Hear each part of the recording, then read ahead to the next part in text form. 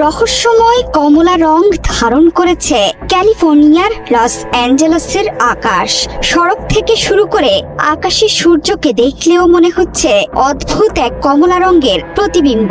বুধবার এই সড়ক থেকে অদ্ভুত রঙের ভিডিও ফুটেজ ধারণ করেছিল প্রত্যক্ষদর্শীরা। লস অ্যাঞ্জেলেসে আবারও নতুন দাবানল ফুসে উঠেছে। চারপাশে ধোঁয়া আর আগুনের হলকায় এখানকার পরিবেশ এখন চেনাই যাচ্ছে না। রহস্যময় এই রং কিসের ইঙ্গিত দিচ্ছে আমেরিকাকে? চলমান দুর্যোগ কি আরো ভয়ঙ্কর হয়ে উঠতে পারে? ছড়িয়ে পড়তে পারে বিলাস ব্যসনে মত্ত থাকা অঞ্চলগুলোতেও? এই দৃশ্য দেখে মনে প্রশ্ন জাগতে পারে যে কারো।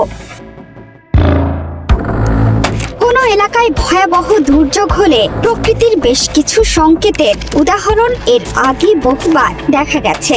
লস অ্যাঞ্জেলেসের আকাশের এই কমলা রং ঘিরে তৈরি হয়েছে রহস্য। অনেকে বলছেন আকাশের এই রং পরিবর্তন আরো বড় দুর্যোগের সংকেত দিচ্ছে, যদিও অনেকে বলছেন আকাশের রং পরিবর্তনের মূল কারণ হলো আলোর প্রসারণের ধারণ। আলো একটি ইলেকট্রোম্যাগনেটিক রেডিয়েশন যা বিভিন্ন তরঙ্গ দৈর্ঘ্য এবং শক্তির সাথে প্রসারিত হয়। লস অ্যাঞ্জেলেসের প্যালিসেডস এবং ইটনকে পুরোপুরি পোড়া ধ্বংসস্তূপে পরিণত করেছে আগ্রাসী দাবানল। সবকিছু পুড়ে ছাই করে এখন কিছুটা শান্ত সেখানকার পরিবেশ, কিন্তু আগুনের তাণ্ডব এখন ক্যাস্টেক লেক এলাকায়। সেখানে নতুন ভাবে দাবানল ছড়িয়ে পড়েছে। জোরালো বাতাসের প্রভাবে শুষ্ক বনাঞ্চলে বুধবার সকালে শুরু হওয়া এই আগুনে 9,000-এর বেশি একর এলাকা পুড়ে ছাই হয়ে গেছে। তাৎক্ষণিকভাবে 19,000 মানুষকে নিরাপদ স্থানে সরিয়ে নেয়ার আদেশ জারি করা হয়েছে। লস অ্যাঞ্জেলেসের শহর থেকে 80 কিলোমিটার উত্তরে এই দাবানল ছড়িয়ে পড়ছে।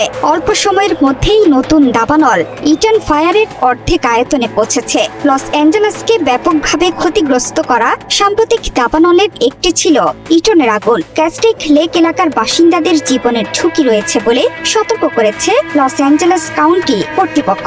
দক্ষিণ ক্যালিফোর্নিয়ার বেশিরভাগ অংশে এখনো তীব্র ঝোড়ো বাতাসে দাবানলের চরম ঝুঁকি থাকায় জরুরি সতর্কতা বহাল রয়েছে।